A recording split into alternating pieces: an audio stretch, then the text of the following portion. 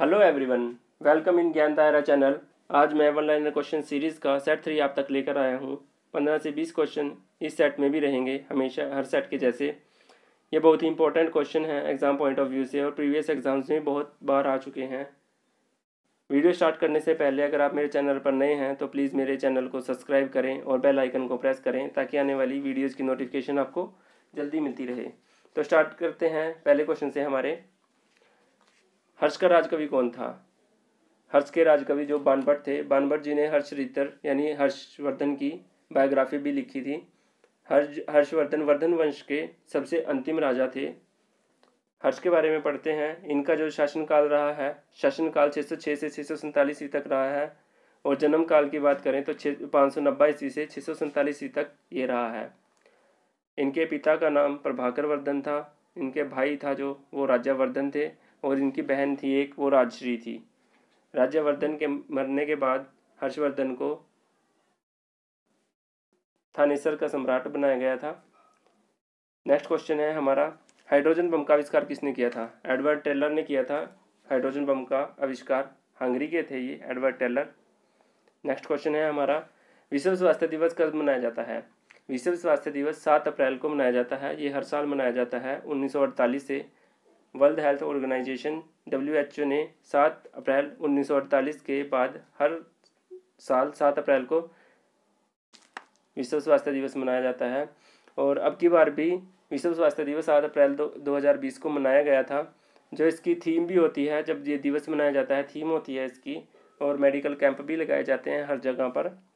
जो 2020 की थीम थी, टैगलाइन थी, वो थी स्पोर्ट नर्स एंड मिडवाइफ्स। ये नर्स को और मिडवाइफ्स को सपोर्ट करने के लिए इसमें बोला गया था। टैगलाइन भी थी, थीम भी थी ये। नेक्स्ट क्वेश्चन है हमारा, दक्षिण अमेरिका में चरागाह को क्या कहा जाता है? पंपास कहा जाता है चरागाह को। ये एक मैदान होते हैं, घास के मैदान होते हैं, ये पंपास कहा जाता है। नेक्स्ट क्वेश्चन है हमारा, बहुत ही उपजाऊ भूमि होती है तो उसको पंपास बोलते हैं। ठीक है। नेक्स्ट क्वेश्चन है, भारत में प्रथम स्वर्ण मुद्राएं किसने चलाई थी? ये यूनानियों ने चलाई थी। यूनानियों को हम इंडो बैक्टीरियन भी बोलते हैं। कई क्वेश्चन में ये भी आ जाता है कि किसने चलाई थी। यूनानियों की जगह इंडो बैक्टीरियन ऑप्शन में होता है, तो इंडो बैक्टीरियन के साथ आप जा सकते हो। नेक्स्ट क्वेश्चन है हमारा, भारतीय राष्ट्रीय कांग्रेस के प्रथम मुस्लिम अध्यक्ष कौन थे? ये बदरुद्दीन तैयब जी थे। ये मुस्लिम अध्यक्ष थे। थोड़ा सा हम भारतीय राष्ट्रीय कांग्रेस का भी पढ़ लेते हैं क्योंकि यहाँ से क्वेश्चन भी देखने को मिल जाते हैं एग्जाम्स में। भारतीय राष्ट्रीय कांग्रेस की स्थापना 28 दिसंबर 1885 को हुई थी।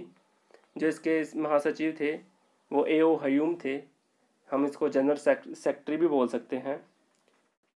जब कांग्रेस बनी थी ये, तब 72 प्रतिनिधि थे, उपस्थित थे यहाँ पर।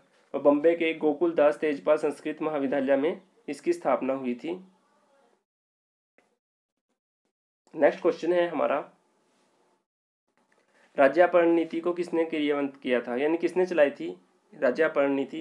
राज्यापरण नीति को स्टेट एबोलिशन पॉलिसी भी बोलते हैं। ये लॉर्ड डलहौजी के काल में हुई थी।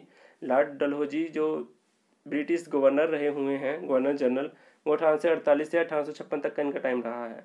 लॉर्ड डलहौजी के बारे में एक क्वेश्चन और पूछा जाता है कि ये इंडियन रेलवे कब चलाई गई थी? सबसे पहले 1853 में ये चलाई गई थी। 16 अप्रैल 1853 को बॉम्बे से थाने के बीच में सबसे पहले चलाई गई थी।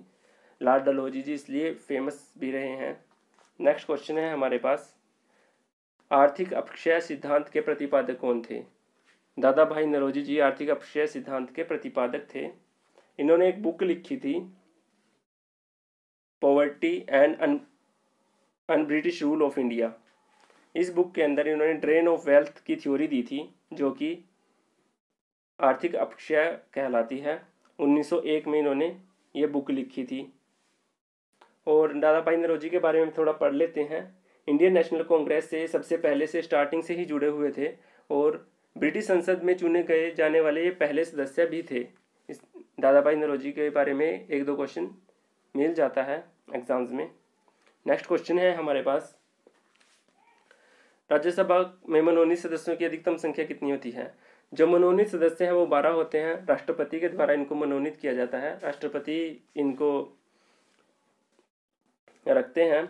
और इसके अलावा जो राज्यसभा की सीट होती हैं, टोटल सीट्स होती हैं 250। आर्टिकल 80 में दिया गया है राज्यसभा के लिए, और 238 मेंबर्स इलेक्ट किए जाते हैं यूटी से और स्टेट से, और 12 इलेक्ट किए जाते हैं प्रेसिडेंट के द्वारा चुने जाते हैं। ये था राज्यसभा से, और आर्टिकल 80 जो बताता है राज्यसभा को। नेक्स्ट क्वेश्चन है हमारा, डैश जलडमरू मध्य जावा तथा सुमात्रा के बीच स्थित है। ये सूंडा जलडमरू मध्य है। इसको हम जल संधि बोलते हैं। ये एक जल संधि है जावा और सुमात्रा के बीच में, इंडोनेशिया में है ये। इंडोनेशिया के 2 आइलैंड है, जावा और सुमात्रा, उनके बीच ये जल संधि है। ये जावा सागर को हिंद महासागर से जोड़ती है। नेक्स्ट क्वेश्चन है हमारे पास, राष्ट्रीय आय का आंकलन कौन सा संगठन करता है। यह केंद्रीय सांख्यिकी संगठन करता है। Estimation of national income central statistic organisation करती है, और भारत में ये 1955 से काम कर रही है। नेक्स्ट क्वेश्चन है हमारा, गांधी इरविन समझौता कब हुआ था।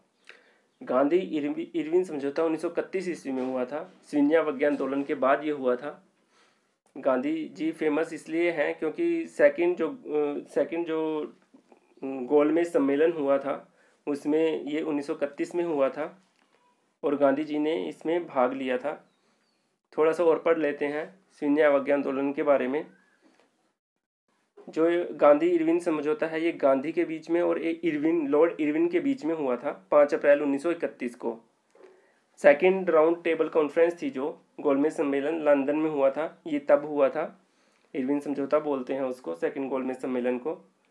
इसमें जो सेकंड गोलमेज सम्मेलन था इसमें बोला गया था कि भारतीयों को समुद्र किनारे नमक बनाने की अधिकार दिया जाए, क्योंकि जब इन्होंने समुद्र में नमक बनाकर कानून तोड़ा, दांडी मार्च की थी, तब गांधी जी को इन्होंने गिरफ्तार कर लिया था। उसके बाद 1930 का जो फर्स्ट गोलमेज सम्मेलन हुआ उसमें गांधी जी भाग नहीं ले पाए थे।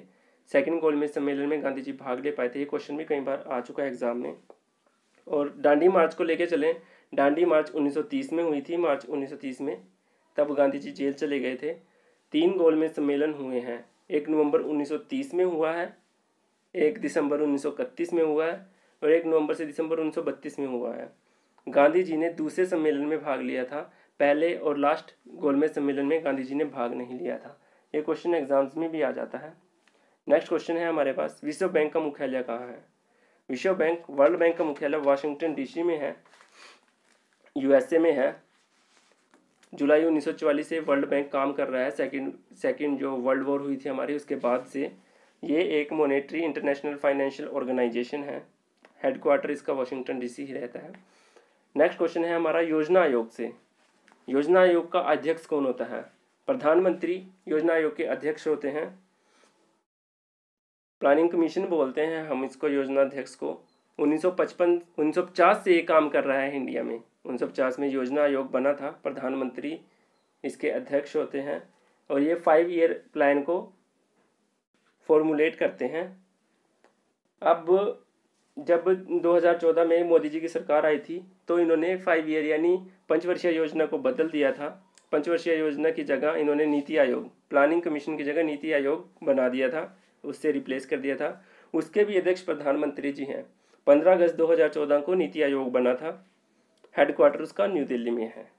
नेक्स्ट क्वेश्चन है हमारे पास, अर्थशास्त्र का जनक किसे कहा जाता है। अर्थशास्त्र के जनक एडम स्मिथ हैं, और father of economics Adam Smith हैं, और फादर ऑफ कैपिटलिज्म भी एडम स्मिथ को ही बोला जाता है। ये कुछ क्वेश्चन थे मैंने कवर किए हैं। होप आपको वीडियो अच्छी लगी होगी।